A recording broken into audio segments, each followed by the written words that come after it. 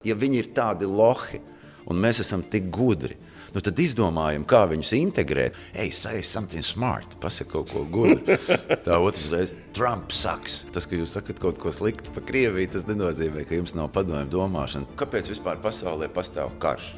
Tāpēc, ka karš ir visienesīgākais no visiem biznesiem. Mums ir vajadzīgs milzīgs daudzums kā iebraucēji. Visus Latvijas neatkarīgus gadus ar vienu retoriku. Palīgā Krievi nāk. Atliek tevi paņemt tur ciet pa kokaīnu vai vienalga. Ko, un tu uzreiz tev ir skaidra izvēle. Nu, ko tu gribi labāk? Sēdēt cietumā vai vienkārši balsot un normāli saņemt 6 štukas mēnesī? Sveicināti, dāmas un kungi! Šodien Prāta spēļu podkāstā mans viesis ir mans senais draugs Horens. Čau, Horen! Čau! Paldies, ka atnāc! Paldies, ka uzaicināji! Horen, vērsim pie ragiem. Aiziet! Tu esi multimākslinieks, tu esi niršanas instruktors. Jā. Kas tu vēl esi? Oi, kas tik es vēl neesmu. Es esmu arī aktieris, es esmu arī aizkadra balss lielākoties multiplikācijas filmās, kuras jūs dažas jau redzat, dažas pavisam drīz iznāks uz ekrāna. Hei, un jebkurā gadījumā mums ir beidzies dinamīts. Es tā kā nespridzinās. Tā kā varbūt pēc tā jūs varēsiet atpazīt. Jā, ķepa patruļā jaunajā, es tur esmu 2 ļaundari. Tu esi tik pozitīvs. Tieši tāpēc, bet es taču esmu aktieris, es varu būt jebkas, ko vien vajag. Šobrīd strādāju pie 2 jaunām grāmatām. Vēl, protams, Rīga regēja, mūzika, producēju mūziku. Tieši šodien arī filmēsim videoklipu, speciāli uzvilku kreklu, redz, kur tāds putns. Mēs neesam skaitļi. Aiz restēm, jā, mēs neesam skaitļi, burvīgi jauna meitene, Anna, un mēs ar viņu kopā esam izveidojuši dziesmu. Dziesma ir, mēs neesam skaitļi, tātad tēma diezgan skaidra. Aiz katra no mums slēpjas personība, un skaidrs, ka kādam mēs varbūt esam tikai skaitļi, bet vispār katrs mēs esam pats pa sevi. Un viens neatkārtojams un unikāls šai pasaulē. To es tev gan piekritīšu. Horen, tu esi daudz ko ceļojis pa pasauli un dzīvojis arī ilgu laiku Eģiptē. Gandrīz 6 gadus, jā. Kā tu nokļuvi vispār Eģiptē? Eģiptē var nokļūt aizlidojot ar lidmašīnu. Labi, bet tā doma bija. Es uz turieni aizbraucu ar Nirēju grupu, aizvedu turieni Nirēju grupu, tad noskaidroju attiecības ar savu bijušo sievu, un biļetes atpakaļ uz Rīgu izmetu miskastē, un viss tā es arī vairāk kā 5 gadus sabiju Eģiptē, un par to nenožēloju. Eģipte reāli tā ir, neskatoties uz manām armēņu saknēm un to, ka Armēnija ir man tēva dzimtene un tēva zeme.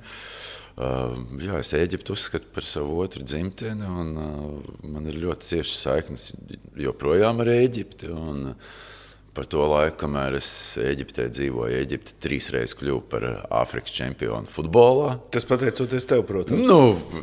Varbūt nemaz pateicoties man, bet, lai jūs saprastu, Eģiptē futbols ir sporta veids numur 1, un tās dzīves, kad Eģipte kļuva par Āfrikas čempionu futbolā, varētu salīdzināt. Varbūt cilvēki atcerās, pirms daudziem gadiem bija tāds notikums, ka Latvijas izlase uzvarēja Krievijas izlasi hokejā. Pēkšņi izšāva tā, ka tā sanāca. Apmēram tādi ir svētki, tad, kad Eģipte uzvar futbolā. Es tagad biju Dahabā. Jā. Tad gide, kad stāstīja par šo vietu, viņi arī minēja. Un šeit dzīvojis un strādājis arī slavenais latviešu mākslinieks Horens Stalbe. Jā, tā ir absolūta taisnība. Es tiešām Dahabā nodzīvoju visu šo te laiku. Protams, ar dažādiem ceļojumiem, ar filmēšanas grupām man sanāca paceļot. Es atrodoties Ēģiptē, tajā laikā arī mēnesi nodzīvoju Papuā Jaungvinejā. Man uzaicināja filmēt tur 3D kino, gan virsūdens, gan zemūdens. Es esmu arī viens no nedaudzajiem Latvijā. Tajā laikā es biju viens no 5 pasaulē, kur filmē 3D zemūdens, tad, kad tas projekts darbojās. Nu, tā, jā, Ēģipte mani atcerās, un arī es atceros Ēģipti. Katrā gadījumā tas, ko es tur redzēju, es atceros, es skatījos tavus video par šiem te visādiem zemūdens iedzīvotājiem un tā tālāk. Un tā, kad es pats Blue Holā tur biju, un kad es to visu redzēju, tas ir neaizmirstami. Viena lieta ir skatīties televizorā, otra lieta ir, ka tu pats ar to visu peldi. Jā, protams, tāda bija arī mana ideja, jo tiklīdz es sāku nirt, un es sapratu, ka es gribu kļūt par profesionālu nirēju, tā mana motivācija bija viena. Es gribu to nofilmēt un parādīt pasaulē, kā tas izskatās, lai cilvēki saprot, cik tas ir skaisti. Un, manuprāt, tas ir tāds mans ieguldījums dabas aizsardzībā, jo man šķiet, ka parādot to, cik tas ir skaisti, varbūt cilvēki aizdomāsies par to, ka korāļus nevajag lauzt. Zivs vienīgā nav laba tā, kur uz galda var viņi arī skatīties zem ūdens. Tā kaut kā, jā. Un tas arī diezgan loģiski, ka es sāku filmēt zem ūdens, jo mana māmiņa ir hidrobiologs. Un visu bērnību es pavadīju mammai līdz ekspedīcijās braukājot, jo mēs ar māmu divatā dzīvojām, es uzaugu ar māmu. Un savukārt mans tēvs, kurš jau ir debesu valstībā, ir visu laiku izcilākais armēņu aktieris un režisors gan kino, gan teātrī. Tā kā gluži loģiski, ka man radās vēlme filmēt zem ūdens. Un jā, to es arī daru, ja Latvijā vajag arī kādam nofilmēju. Anna Lola filmā, piemēram, zemūdens kadri sākotnēji, tie ir mani tur, kur peldbaseinā filmēts. Tā, jā, zemūdens filmēšana, tas ir, manuprāt, kolosāli. Bet arī tā zemūdens pasaule ir fantastiska, jo es biju vienkārši šokā. Es peldēju un es nezināju, kur skatīties. Tur tās zivis, tā daudzveidība. Cik viņas ir draudzīgas. Jā, vēl paradoxāli ir tas, ka, piemēram, ņemot vērā Ēģipti, tur, kur tu biji, Dahabā, kad uz zemes ir tuksnes. Virs ūdens ir tuksnes, bet zem ūdens ir ziedošs krāsains dārzs. Un runājot par Dahabu, es gan to jau esmu daudzreiz stāstījis, bet pastāstīšu vēlreiz klausītājiem un skatītājiem. Dahaba ir ļoti īpaša vieta. Tas ir no Šarmelšeikas 100 km virzienā uz Jordānijas un Izraēlas robežu, Akabas līcis. Pretējā pusē 16 km pāri jūrai Saudarābiju, kur tu katru dienu redzi. Un, ko nozīmē Dahab? Dahab arābu valodā nozīmē zelts. Un tas stāsts ir tāds, kāpēc šo vietu sauc Dahab, zelta, jo cilvēki, kur tur dzīvo, viņiem ir zelta sirds. Tas gan. Es arī sastapos ar tiem vietējiem. Viņi ļoti sirsnīgi. Sirsnīgi, draudzīgi, atvērti. Bērnus mīl kā neviens pasaulē. Es gribētu teikt, nekur tādu mīlestību pret bērniem neesmu redzējis. Ja tev ir bērni, tu viņus no rīta var izlaist kaut kur pie pludmales ārā, un vakarā viņi atnāks mājās, un viņi būs pēduši, padzēruši, paspēlējušies, izpeldējušies, sadraudzējušies. Kas man tur bija liels pārsteigums, ka tur ļoti daudz dzīvnieku uz ielām ir. Jā, suņi, kaķi. Suņi, kaķi, jā. Tur klimats ir tāds, ka viņi var dzīvot brīvā dabā pie restorāniem, arī, nezinu, pamanīja vai ne, vienmēr ir ūdens, jo tur tie dzīvnieki, jau ņemot vērā to, ka tur ir daudz restorānu, kafēnīcas, ja tu viņi tur dzīvo zaļi un ēd to pašu, ko tu pēc restorānā pa naudu, to suņi un kaķi dabūna pa brīvu, bet vienīgais, kas nav ūdens. Jo tur, ja jūs urpsiet dziļi zemē, tad varbūt būs nafta, bet ūdens nav. Un dzeramais ūdens, jā, tur ir baigais brīnums, un lietus līst maksimums pāris reizes gadā, un lietus, ja sāk naktī līt 4 no rīta, tad visi cilvēki skrien uz ielas, pieaugušie bērni lēkā pa peļķiem, priecājās, jo viņiem tas ir brīnums, ka ūdens nāk no gaisa. Jā, man arī tas bija ļoti liels brīnums, kad vispār neviena mākonīša debesīs pat nebija. Jā, man ir daudz fotogrāfijas un arī safilmēts, kuras tieši skrēja momentāli, kā parādās mākoņi, filmēt mākoņus, jo Ēģiptē mākoņi, tas ir brīnums, tur parasti ir zilas debesis un nav neviena mākonīša. Hori, atbrauksim apakaļ uz Latviju. Braucam. Tu esi plašs arī teātra aktieris. Cik plašs, bet es esmu tāds sens.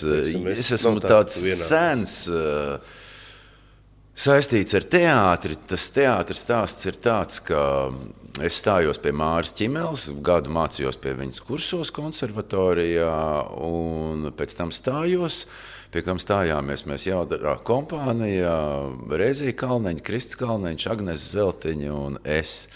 Un mūs ar Kristu nepaņēma, meitenes paņēma, mani nepaņēma tāpēc, ka es biju aktīvs pretpadomju kustības līderis un teicu, ka man no Padomju Savienības neko nevajag. Un man tik ļoti neko nevajadzēja no Padomju Savienības, ka man nebija vidusskolas diploms. Un man pat atļāva Māra Ķimele kārtot tos eksāmenus, bet pēc tam viņa teica, mēs ļoti atvainojamies, bet mēs nevaram pieņemt augstskolā cilvēku, kuram nav vidusskolas izglītība. Bet tad ātri vien Alvis Hermans, kuram bija tikai sapnis par jauno Rīgas teātri, paņēma mani, Kristīni Žēlvi, Elitu Kļaviņu, Armandu Reinfeldu,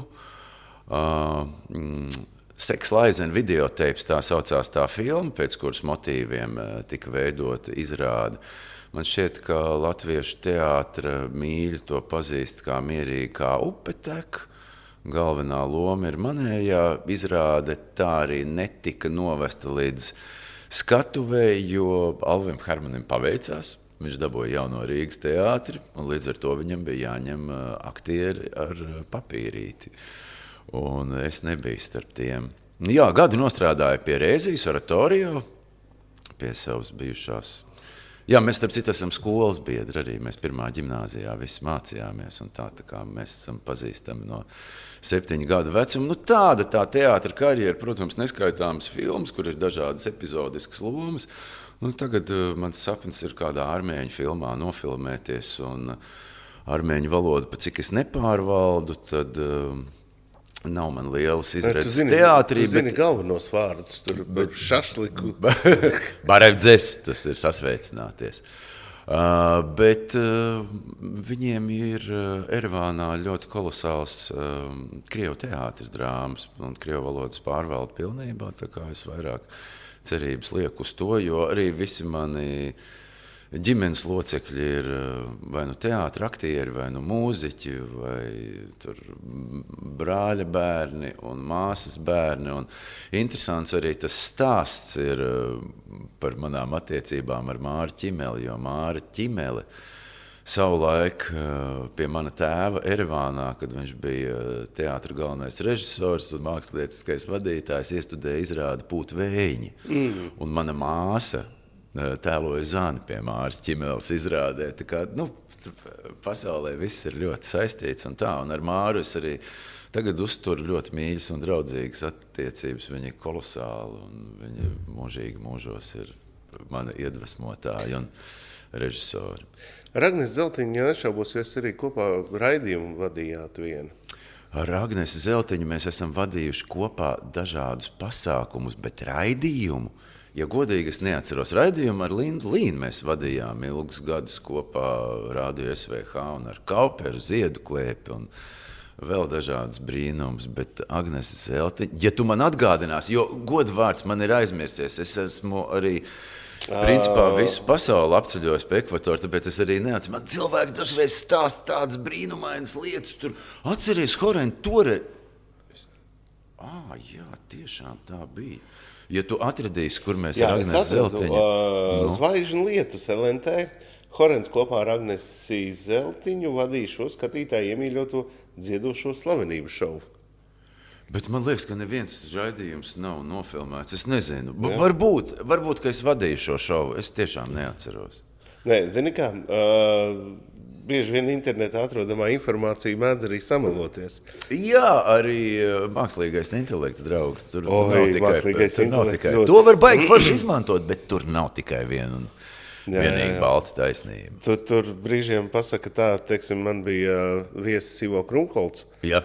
Un tur bija, es speciāli paprasīju mākslīgiem intelektam, Un, jā, viņš esot aktieris un tā tālāk. Un Ivo saka, jā, es esmu vienā klipā nofilmējies. Jā, tur bijis kaut kādos epizodiskās, kur 1,5 sekundi viņu var redzēt. Jā, bet tā, lai nosaukt sev par aktieru, diemžēl ne. Nu, grūti pateikt. Aktierim ir tāda, pat cik man arī paveicies ar režisoriem, es jau 18 gadu vecumā biju pabijis gan Māris Ķimels paspārnē, gan Edmunda Freiberga paspārnē, mani runas skolotāji Arnolds Liniņš, Daina Matīs, Menziņas kundze, Alvis Hermans, režisors dabūja ar mani pastrādāt. Tad es varu teikt tā, ka, ja tu esi apguvis aktieru profesiju, tad principā tu vari tēlot jebko. Tu vari darīt jebko, jā. Šobrīd es tēloju taksometru vadītāju. Pareizi, katram sokās starp citu. Taksometru vadītāju, grāmatā jau ir tapuši tāda. Tā ideja ir tāda, ka, kā tu vari uzrakstīt grāmatu par to, ko tu neko nezini. Tā tad ideja uzrakstīt taksometru vadītāju piezīmes. Tāds ir grāmatas darba nosaukums. Kā tu to uzrakstīsi? Jākļūst par taksometru vadītāju. Es esmu kļuvis jau 14 maiņas, esmu nostrādājis X taksī. Un, braucu, klausos, tā kā es zinu no pirmavotiem gan to, ko domā cilvēki par valsti, gan to, ko domā par valdību, gan to, ko viņi vispār domā, kas notiek pasaulē. Un man ir ļoti paveicies, jo es daudz vadāju arī ārzemniekus, jo X taksī apkalpo arī Radisson viesnīcas, un tad es arī no ārzemniekiem daudz ko uzzinu, ko viņi domā par mūsu valsti, kādi ir viņu iespaidi. Un nesen tieši vedu uz vecrīgu amerikāņu turistus, kolosāls 3 kundzes korpulentes un vienu ebreju kungu, un sākām runāt, kas, ko, kā, un es viņiem saku, jā, jūs arī tiksiet grāmatā, jo es rakstu grāmatā, tā viens reiz saka otra, hey, say something smart, pasaka kaut ko gudru. Tā otrs reiz, Trump sucks. Tā mēs izsmējāmies ar viņiem, bet katrs kaut ko stāsta. Britu žurnālisti, piemēram, te bija tāds rādio sajiets Rīgā, Radisson Latviju, un tad es uzzināju no britu žurnālistiem, viņi man saka, kā tad jums ir ar preses brīvību? Man jautājas, viņi veid uz lidostu. Es viņam saku, Latvijas televīzijā ir tā, ka pilnīgi nulle, jo tur ir viens viedoklis, vai labākajā variantā ir viens viedoklis, un tad ir opozīcijas viedoklis, kas ir 2 viedokļi, ja, tā kā Amerikā 2 partijas, tad mums ir 2 viedokļi, nekāds cits viedoklis nevar būt, kā tu esi ārpus tā. Viņš saka, jā, es to pamanīju, un kā ar Latvijas rādio, es saku, tur ir labāk, tur ir vismaz labu mūziku viņi spēlē. Viņš sāk smieties un teica, jā, es tā jūtu, ka jums te tā ar preses brīvību nav pārāk. Tāpēc ir podkāsti, kur podkāsts, man liekas, ir forši, jo tur tu vari tiešām runāt, ko tu gribi un kā tu gribi.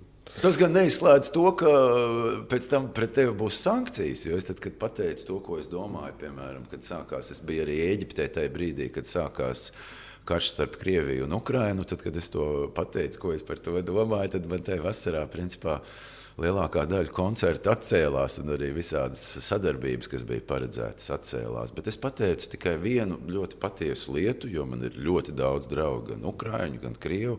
Es pateicu to, ka jūs saprotiet, ka šis karš ir fake karš, un tas ir karš par resursiem un ietekmes sfērām, jo jebkurai Krievu ģimenei ir radi un draugi Ukrainā, un jebkurai Ukraiņu ģimenei ir radi un draugi Krievijā. Un es zinu no saviem draugiem, ka viņi sazvanās un sarakstās tur WhatsAppos un kur savā starpā. Un tā, pagaidām karojam, gaidām, kad beigsies. Es ļoti ceru, ka tas karš tiešām ātrāk beigsies, un es zinu to, ka ar katru dienu mēs tuvojamies šī kara beigām. Jebkurā gadījumā, jo labā ziņa ir tā, ka viss šai pasaulē iet uz rīņķi un kaut kas mainīsies pilnīgi noteikti. Karš jau arī notiek Donbasā, tur, kur ir resursi.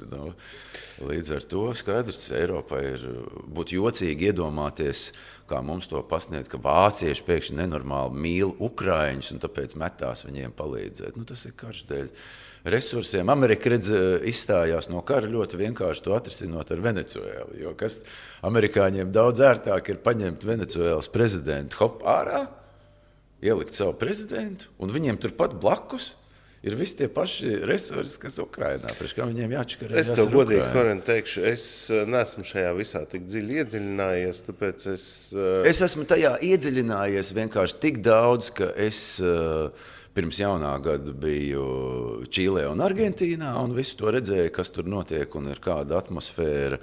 Un, man ir ļoti daudz gan krievu, gan ukrāņu draugi, un es zinu, ko viņi runā, un es zinu, ko cilvēki runā ārpus oficiālajiem viedokļiem, un es zinu, ka visi šo te uzskata par absurdu, un tas ir sviests.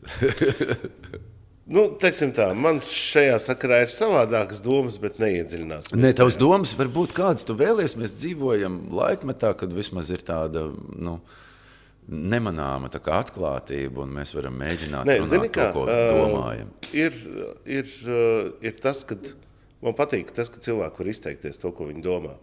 Un man ļoti daudz ko iemācīja mani kursi enneagramās. Tur, kur es sapratu par cilvēku tipiem, ka cilvēki ir dažādi, ja, un tas man iemācīja pieņemt arī atšķirīgo viedokli. Tas, man liekas, ir tas pamats, jo mēs joprojām, diemžēl, kad cilvēki tie, kuri tur kaut ko saka par Krieviju vai ko, viņi jau, tas, ka ir tas viens viedoklis, tā jau ir tā padomju domāšana. Tas, ka jūs sakat kaut ko sliktu par Krieviju, tas nenozīmē, ka jums nav padomju domāšana. Tiklīdz jūs iestājaties par vienu taisnību, kurai nav nekāda kritiskā domāšana klāt, tā ir padomju domāšana. Un, diemžēl mums šī te aste velkās visu laiku līdz. Mums ir padomju, mums ir tipiska padomju domāšana. Mēs stāstam par Eiropu, bet domāšana mums ir padomju. Mums ir viens viedoklis vai viens atšķirīgais viedoklis, un nekāda cita viedokļa nevar būt. Kāpēc, ja es nesaprotu, kāpēc, ja es mīlu Ameriku, tad man vajag neieredzēt Krieviju, un ja man patīk Ķīna, tad es esmu pret Tibetu. Tā nav. Starp citu, Ričards Gīrs tūlīt būs Rīgā, un Dalai Lamas jaunā filma, mēs ar tur būšu. Man ir arī bijis tas gods tikties ar Dalai Lamu, un Ričards Gīrs, viņa atbraukšana ir kaut kas kolosāls un vienreizējs Latvijā, jo tas viņa lielākais ieguldījums šobrīd pasaulē ir tas, ka viņš ļoti runā par cilvēktiesībām un, protams, arī par Tibetas okupāciju, ko visi jau sen ir aizmirsuši, bet, diemžēl tā ir. Starp citu, Tibeta nav nekāda, es pabeigšu vēl savu domu, Tibeta, starp citu, nav nekāds zemes pleķītis Ķīnā. Tā ir, principā, 1/3 daļa no mūsdienu Ķīnas teritorijas. Tā kā tas ir pamatīgi. Tas nav tā, ka viņi ir kaut ko paņēmuši, nočiepuši abreni, un tas arī viss. Nē, tā nav nekāda abrena. Tā ir pamatīga teritorija. Horenda, reku mēs norākam pie tā, ka ja mēs visi klausītos regēju un mīlētu viens otru, nekas tam līdzīgs nebūtu. Nē, tas nav saistīts ar to, es domāju, mēs visi varam klausīt. Cilvēki ļoti dažādi. Nē, es par to, ka, skaties, ja mēs visi būtu mīlēt viens otru, cienīt viens otru, ja, mēs taču neietu ar vardarbīgām metodēm kaut ko atņemt otram. Jā, bet tu saproti, ka viss tas, kāpēc vispār pasaulē pastāv karš? Tāpēc, ka karš ir visienesīgākais no visiem biznesiem. Farmācijas biznesa vai vienalga kas, tas ir no seniem laikiem, uz ko ir balstīta visa Romas impērija. Viņi vienkārši iet uz tuvējām valstīm, nozog visas mākslas vērtības, paņem tās valsts gudros prātus un tā tālāk, un tādā veidā būvē Romas impēriju. Es gribētu ticēt, ka tas ir palicis pagātnē, un mūsdienās tā vairāk nenotiek. Mūsdienās ir tieši tāpat. Mūsdienās cilvēki karo dēļ resursiem un ietekmes sfēras. Bet man liekas, tas ir stulbi, vecīt. Come on. Tas ir stulbi, bet iedomājies, ja kādam ir nauda un naudas līdzekļi, tad mēs tūlīt nonāksim pie nākamā. Kāpēc, piemēram, nekas nevar izmainīties pasaulē? Tāpēc, ka tie, kur ir, piemēram, inteliģence, un tie, kuri gribētu kaut ko mainīt un saprot situāciju, viņiem nav naudas līdzekļu, viņiem nav resursi, jo, lai tu kaut ko izdarītu, kaut kādus politiskus soļus, tev ir jābūt milzīgiem naudas resursiem. Un, diemžēl, inteliģencē šie naudas resursi nav. Tas mūs aizved pie nākamā, ka tie, kur ir biznesā un biznesa struktūrās, un tie, kur te vada un nosaka visu, vienalga vai mūsu valstī, vai citās valstīs, vai pasaulē, viņiem ir naudas līdzekļi. Līdz ar to viņi nav baigi ieinteresēti iestāties par kaut kādu taisnīgumu vai līdztiesību, jo viņiem jau viss ir kārtībā, sakārtots. Un tad viņi sanāk tā kā nostājās paši pret sevi, bet tas jau nekad nenotiks, jo visas partijas, kuras, piemēram, darbojās arī Latvijas politiskajā arēnā, viņas taču ir biznesa struktūra atbalstītas. Viņas nevar vienkārši funkcionēt, tā mums ir baigā ideja, Antiņš izdomāja baigo ideju, pacelsim Latviju, tagad visi balsos par Antiņu, Antiņš būs premjers vai prezidents. Ne, tā tas nenotiek. Jācitē atkal cits latviešu klasiķis, nav taisnības pasaulē, dūrē tik spēks. Jā, es arī savos koncertos citēju Veidenbaumu, bet jūs variet citēt Veidenbaumu vai Horenu, bet nauda nosaka šai pasaulē, kam ir taisnība. Un, tāpēc arī karš par resursiem, par teritorijām. Bet skaties, Horen, zini kā, es esmu pozitīvs cilvēks, tu esi pozitīvs cilvēks. Tā gribētos domāt. Jā. Es esmu kategoriski pret karu, pret dažādām tā izpausmēm. Es zinu, ka arī tu tāpatās, bet mēs neesam vienīgie, mēs esam daudz. Jā, bet redzi, mums ir nepietiekami daudz naudas resursi, lai mēs kaut kādā veidā darbotos. Un tas attiecās arī uz pasauli, un tā jau tas ir iekārtots. Tas, kuram pieder naudas resursi, tiem arī pieder vara. Mēs redzējām, Padomju Savienībā bija mēģinājums tikt pie varas, ka tagad darba ļaudis vadīs valsti. Pirmām kārtām darba ļaudis, kuriem nav izglītība, nevar nekādā veidā vadīt valsti. Otrām kārtām arī viņi, lai vadītu valsti, atņēma visu bagātajiem, tātad bagātība un resursi un ražotnes atkal pieder viņiem. Tātad vara valstī, jebkurā, var piederēt tikai tiem, kuriem pieder resursi. Tas nevar piederēt nevienam, kurš tagad būs freedom fighter un saka, kas mans ieguldījums ir mana māksla, Stop the War, Peace and Love, reggae koncerti. Vai tagad mēs neesam skaitļi. Mēs neesam skaitļi, mēs esam cilvēki, mēs esam personības, mums ir viedoklis, mums ir ģimenes. Mēs jau arī redzam, cik ir rūpes par ģimenēm mūsu valstī, un tur kaut kādas subsīdijas, un pabalsti, un atbalsti ceļš daudz bērnu ģimenēm. Bet, cik ir liels atbalsts, vajadzīgi tie atbalsti ir, vai vajadzētu labāk radīt apstākļus, lai šīs ģimenes pašas varētu nopelnīt? Der jebkurš variants. Bet tu saproti, ka tie, kur ir pie varas, un šobrīd pie varas ir, ļoti uzskatām redzams, ka seksuālās minoritātes, tātad viņiem šīs te visas lietas nerūp. Līdz ar to mēs varam taisīt tur riteņbraucēju cēliņus vai kaut ko tam līdzīgs, jo viņiem nav tur ģimene ar 4 bērniem, kur brauc ar tur minivenu vai kaut ko tam līdzīgu, un kuriem vajag piebraukt pie mājas, un tad viņi grib aizbraukt uz laukiem, un tad viņi grib aizbraukt pie dabas un zaļumos un pie jūras. Mēs redzam, ka tas tā nav prioritāte. Nē, Horente, ir savādāk. Šeit tieši par šiem bērniem tiek domāts, lai viņiem būtu veselīga tīra vide, lai šie bērni varētu ar velosipēdiem aizbraukt pie tās dabas, tāpēc arī veloceliņi. Jā, bet ar velosipēdu bērni nevar aizbraukt uz Liepājas jūrmalu, piemēram, atpūsties, vai pat uz tuvāko jūrmalu. Jūs nevarat aizbraukt ar velosipēdu. Kā jūs aizbrauksiet, ja jums ir bērnam 2 gadi, 5 gadi, 11 gadi un 15 gadi? Tieši kā jūs ar velosipēdiem visi brauksiet? Tas ir absurds. Es saprotu, ka viņiem ir ļoti izdevīgi mums kaut ko mēģināt iestāstīt un iesmērēt, taču darbībā tas tā neizpaužās. Bet paskaties, Horen, ja jau šādi cilvēki ir un šādas lietas tiek piedāvāts, tā tad ir sabiedrības daļa, kuriem tas ir vajadzīgs. Tāpēc, ka tas ir ļoti izdevīgi biznesa struktūrām. Biznesa struktūrām ir izdevīgi taisīt veloceliņus, biznesa struktūrām ir izdevīgi spraust tos stabiņus, biznesa struktūrām ir izdevīgi iekārtot tur kaut kādus parkus un tā tālāk. Viņiem jau tas ir mega izdevīgi. Pie kam turīgi cilvēki dzīvo, kur Mārupe, Baltezers, Jūrmala un tā tālāk tā joprojām. Viņiem vispār tas, kas te Rīgas centrā notiek, nerūp. Viņi ar savu foršo džipu atbrauc uz Rīgas centru, paņem ričuku, izīrē vai ko un vizinās un saka, kāda forša zaļa pilsēta, cik daudz parki. Bet es, piemēram, esmu piedzimis un uzaudzis Rīgā, mācījies 1. ģimnāzijā, es esmu rīdznieks, man ir savs redzējums par savu pilsētu. man liekas, Tu ar riteni brauc pats vispār? Es braucu, jā, bet viss ir diezgan elementāri. Kur es braucu? Skaidrs, man jāspēlē DJ sets, es varu aizbraukt ar divriteni uz jebkuru vietu Vecrīgā vai pilsētas centrā vai kā tam līdzīgi. Bērni brauc ar skrējriteņiem. Bet mēs uz Baltazaru aizbrauksim, piemēram, ar divriteņiem. Pirmkārt, tas aizņem ļoti daudz laika, kuru mums nav, jo mums ir jārukā, jo mums ir bērni un ģimene. Un jāmaksā visi rēķini. Tā kā nav prioritāte. Un tas bēdīgākais vēl ir tas, ka mēs jau katru dienu vairāk nomirstam nekā piedzimstam. Mēs bez ārējiem resursiem un bez cilvēkiem, kuriem te vajadzētu iebraukt milzīgā daudzumā, jau šobrīd vairs izdzīvot vairāk nevaram. Tā kā, ja mēs vispār gribam saglabāt Latviju kā valsti, mums ir vajadzīgs milzīgs daudzums kā iebraucēji. Cik tev bērni ir? Man ir 4 bērni, 3 mazdēli.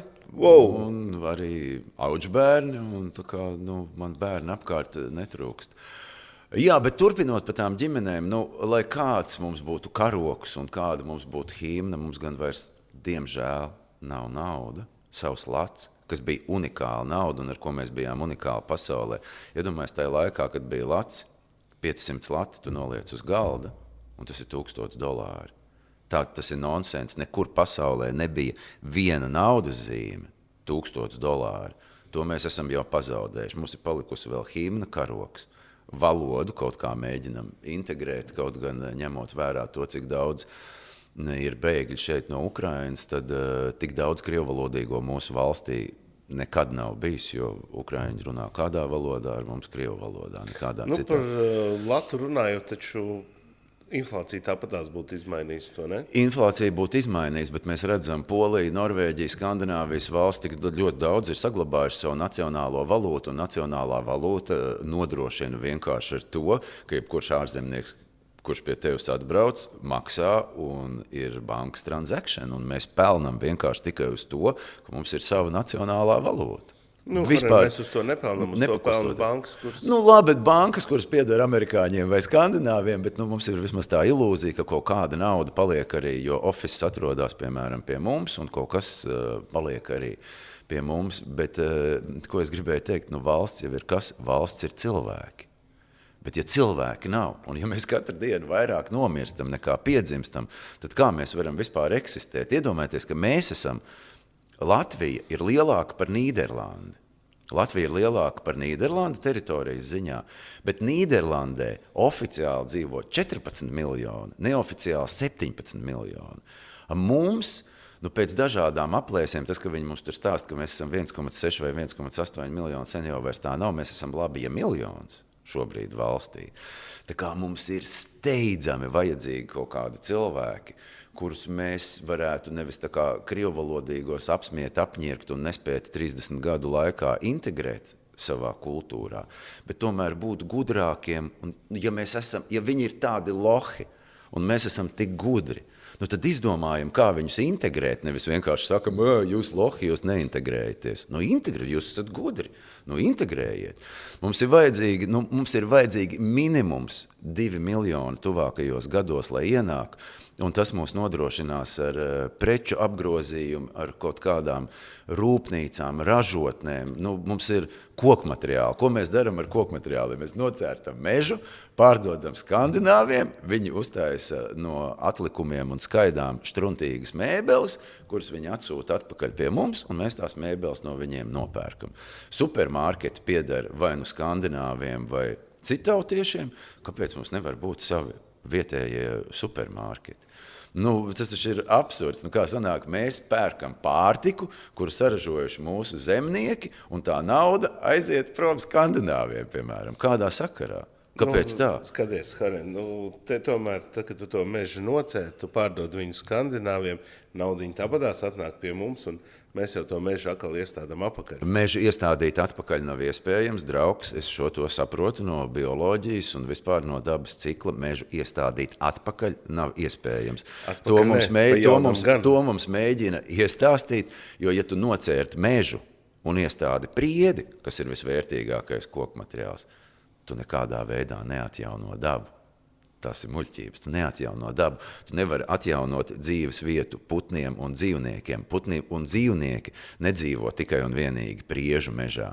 Viņi dzīvo tur, kur aug dažādi koki. Papētiet Latvijas floru un faunu, un jūs sapratīsiet, cik būtisks ir tieši tas mežs, lai tas būtu dažāds.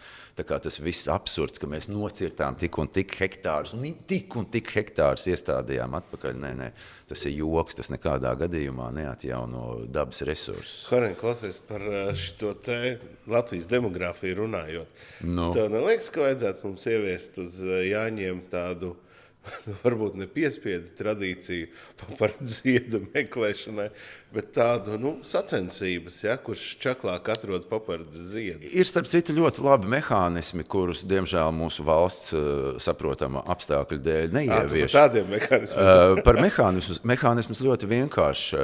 Es uzskatu, mūsu valstī jebkuram jāievieš bezbērnu nodoklis. 30 gadu vecumā tev nav bērni, pusi no algas, lai kāda būtu tā ieņēmuma, aiziet valsts budžetā, tiek izdalīts ģimenēm, kurām ir bērni. Viss elementāri. Tieši tas pats, kas ar karu. Aizliedziet karot tiem, kuriem ir 18 gadi. Kas ir 18-gadīgs karavīrs? Bērns, kuram iedod ieroci. Tad uztaisam principu, karā var iet tikai cilvēki, kuriem ir sasnieguši 40 gadu vecumu. Paskatīsimies, kurš karos. Neviens. Kurš saprātīgs cilvēks 40 gadu vecumā ņems ieroci rokās un ies nogalināt kādu. Nav tāda propaganda. 40 gados jau nemaz negribās iet karot vairs. 40 gados gribās baudīt dzīvi, strādāt, attīstīties, realizēt sevi, savas idejas un tā tālāk, tā joprojām. Tā kā, gluži loģiski. To visu ir ļoti iespējams regulēt. Kāpēc to neregulē? Tāpēc, ka tas valdošai elitei nav izdevīgi. Viņiem ir izdevīgi tāpat. Viņiem ir izdevīgi, ka mēs strīdamies, ka mēs dalamies krievalodīgajos un latviešos un tur cīnamies savā starpā.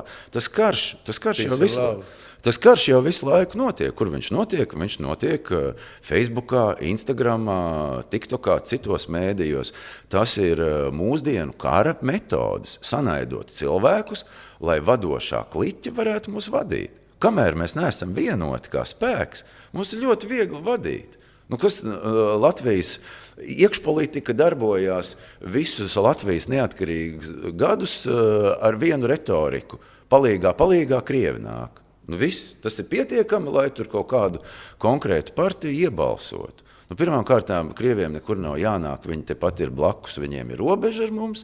Otrām kārtām, ja paskatāmies uz biznesa struktūrām un uz to, kā pieder kāda īpašuma, tad viņiem jau tāpat viss pieder lielai daļai. Ja? Paskatāmies Jūrmalu kaut vai, ja, kas ir mūsu skaistais starptautiskais kurorts, kam pieder. Tieši tas pats paskatāmies uz Vecrīgu. Vēl vairāk es pateikšu, ka šeit ir ļoti daudz Eiropas investēts bizness, kas ir saistīts ar lielajiem kravu pārvadājumiem, starptautiskiem un tā tālāk. Es jums varu pateikt, vācu uzņēmumos. Es vienkārši ar taksometru vedu tos uzņēmumu priekšniekus, un es zinu, ko viņi man saka. Es viņiem saku, kā tur? Es viņiem saku, kā te jums Latvijas šoferi? Viņi sāk smieties un saka, nē, mums šoferi ir pa Eiropu brauc tikai un vienīgi Kazahi un Baltkrievi. Un pēc tam lidostā arī es aizbraucu. Cido ražotnē es vedu džekus. Viņi saka, mēs strādājam vairāk kā 40 cilvēki. Kazahi visi strādā. Mums katastrofāli tas, ka mums tur valsts kaut ko tur ar savu propagandu tur stāsta, ka mēs tūlīt paši tagad latvieši visu izdarīsim. Mums jau tagad pietrūks, mēs nevaram saražot neko, ja mums nav kazahu strādnieki iebraukšie. Un tādi strādnieki mums ir no visas pasaules. Kas tad paskatāmies? Bolts, volts, indieši. Kurš tad, tur ir arī latvieši vai krievvalodīgi, ja, bet tas īpatsvars ir minimāls. Pati dzīve rāda to, ka mēs nevaram iztikt bez resursiem cilvēku. Protams, tas ir loģiski. Tieši tāpat tā kā privātajās biznesa struktūrās, tur valsts institūcijas var tur bļaustīties, ko viņi grib, jebkurā privātajā, paskaties klusā centrā restorānā, tur ko kāds nesarunājās ar tevi krievu valodā. Tur Puse dzīvo turīgie ukrāņi, otra puse turīgie ukrāņi dzīvo Spānijā, kas var atļauties. Vēl tie, kur turīgāk, tie Monako. Es ar ukrāņu draugiem runāju, viņiem pirms kara bija 40 miljoni iedzīvotāji. Viņš saka, 10% turīgi. Tātad 4 miljoni turīgi iedzīvotāji. Kā domā, viņi tagad ņems ieročus un ies karot? Labākajā gadījumā viņi atvēl kaut ko tur budžetā investē, lai turētu to zonu Donbasu un viss. Skaidrs, ka viņi neviens nekaro. Un tieši tāpat pie mums arī. Bolt, Volt taksometru vadītāji, lielākā daļa ukrāņi. Tu iekāp taksometrā, kādu mūziku viņi klausās. Viņš klausās Krievu rādio stācijas. Gudīgi teikšu, sen neesmu braucis ar taksi, tāpēc nemāc. Es braucu gan pats pie stūres ar taksometru, gan arī lietoju ikdienā taksometru. Taksometrs ir tāds ļoti labs monitors, ar ko tu vari uzzināt. Taksometrs sieviešu variantā, laikam, frizētava, kur viņas tur pļāpā, apspriež visas tēmas. Manikīrs, jā. Pārējie taksometrā izstāsta visu par savu dzīvi. Saki godīgi. Godīgi. Tu taisies Saeimā iestāties? Nē, starp citu bija piedāvājums atkal. Bija pirmām kārtām tiklīdz ir vēlēšanas, tā es saņemu no dažādām partijām. Aicinājumu. Es ko ne? Un tagad tu esi harizmātisks, tu esi spēcīgs, tu vari pateikt.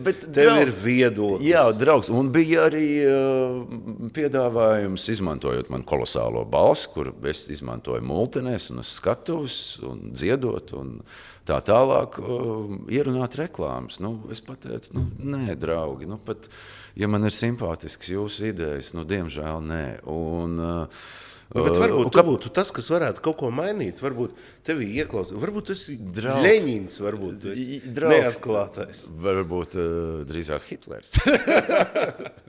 Bet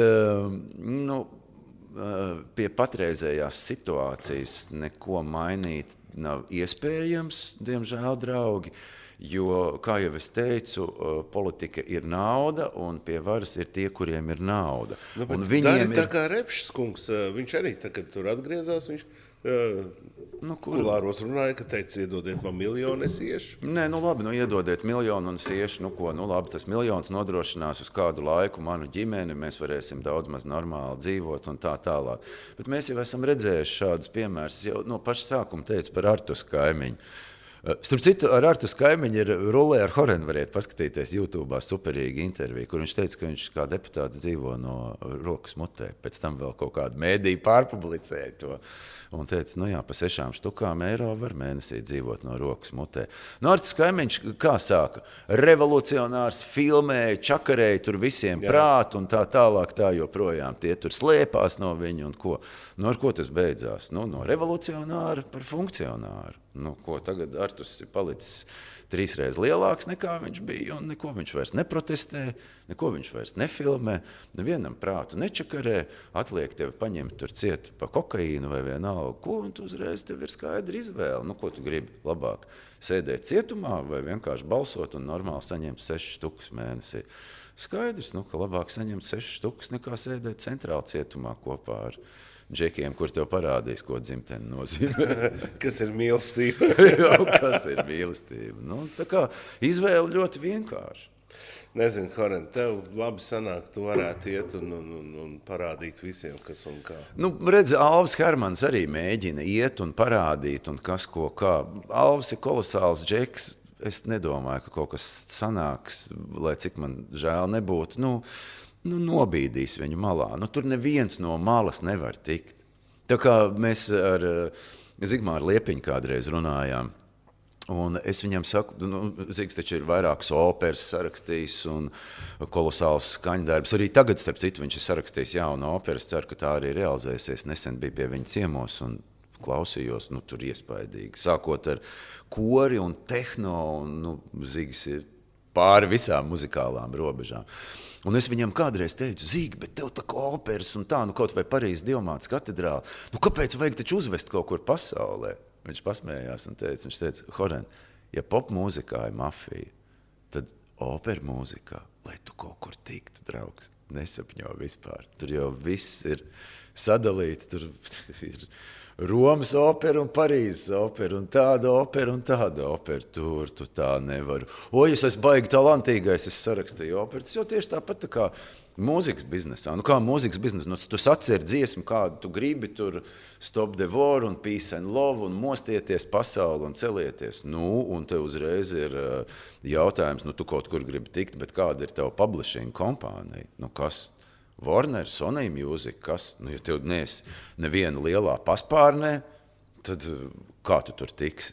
Tad nav iespējams tikt. Vienalga, bet taču aiziet, paskaties, piededzina man.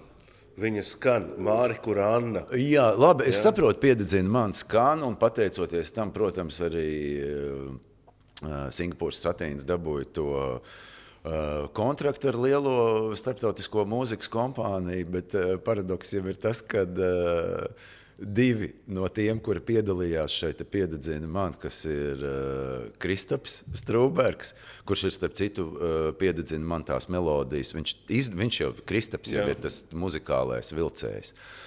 Un arī to piededzina man, to viņš izdomāja.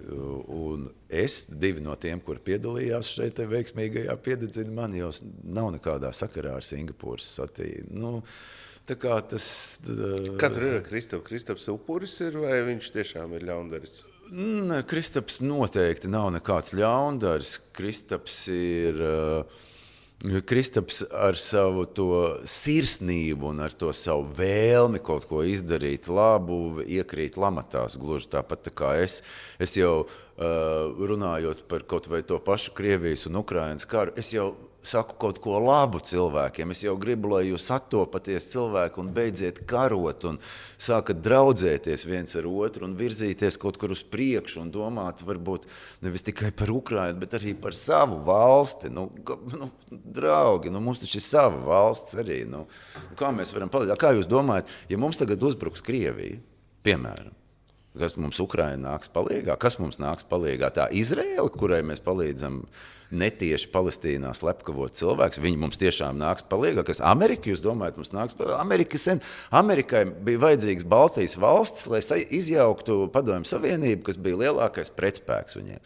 Viņi to izdarīja jau pirms 35 gadiem. Viņiem tādas Baltijas valstis, vai viņas piedara kā buferu zona starp Eiropu un Krieviju, vienkārši ideāli. Mēs atrodamies šeit ģeogrāfiskajā pozā, mega izdevīgā, starp austrumiem un rietumiem. Mēs varētu būt izcilāka tranzīta valsts par Poliju un visām pārējām. Mēs to izmantojam, neizmantojam. Mēs burāja jahtu, mēs braucam ar jahtu, osta stāv tukša. Ostu ir iznomājuši kas? Igauņi. Tāpēc, ka Igauni tirgojās ar visiem, un Igauniem nepietiek ar savu ostu, viņi vēl izīrē Latvijas ostā teritoriju. Krievija ir agresoru valsts šobrīd. Agresoru valsts, jā, bet Izraela arī ir agresoru valsts, Amerika arī ir agresoru valsts, Ķīna arī ir agresoru valsts. Tad tikko Ķīna noslēdz ar Krieviju jaunu sadarbības līgumu. Tad piesakam ekonomisko embargo Ķīnai. Vai nepērkam Ķīnas preces? Domāju, viņi apraudāsies, ka Latvija ir pieteikusi viņiem ekonomisko embargo. Izdaram tā. Kāpēc ne? Kas viņiem var pieteikt? Kas var Ķīnai? Kas Ukraina var pieteikt Ķīnai kaut kādu embargo? Viņi turās, viņi visi nesā bikses, kreklus un apaus, kas ir ražoti Ķīnā. Ķīna ir Krievijas draugs. Ko viņi Ķīnai tagad pieteiks ekonomisko embargo? Tas ir visa tāda politiska ekonomiska spēle. Kas jūs domājat? Maskavā oligarhi tagad nebrauca Mercedesiem pēkšņi, vai viņiem nav iPhones? Maskavā nevar nopirkt iPhone. Visu var nopirkt, viss darbojās. Paskatieties, es biju Jerevānā, kur translēja arī Krievijas televīzija. Reklāmas Krievijas televīzijā, franču kosmētika, viss notiek. Krievijas atklātais čempionāts ieslēdz tur uz 10 minūtēm. Televīzija vienkārši interesi pēc, kas tad notiek Krievijā? Krievijā notiek, piemēram, šosejas sacensības. Kas tur ir? Toyota, Mercedes, viss pilnīgi jaunas mašīnas, visi viņi brauc šosejas sacensības mašīnām.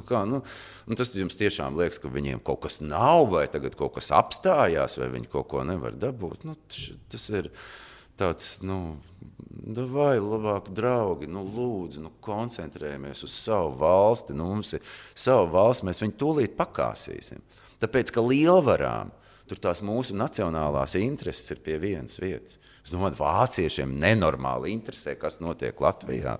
Nu, Kas tur bija tas teiciens, kur cīnās vērši, tur zālīti cieši? Mēs esam, diemžēl, tā zālīti, un mēs esam tie pa vidu. Ko darīt? Smaidam, nenokaram burkānu, ejam uz priekšu un atceramies, ka mans zelts ir mana tauta, mans gods ir viņas gods, kas postīdams viņš šaust uz pekli, lai rauj to jods. Dāmas un kungi, paldies visiem, kas skatījās šo podcastu. Ar mani bija mans sens draugs Horens. Čau visiem. Skatāties Prātspēļu podcastu, skatāties Rulē ar Horenu, kurš arī ir ļoti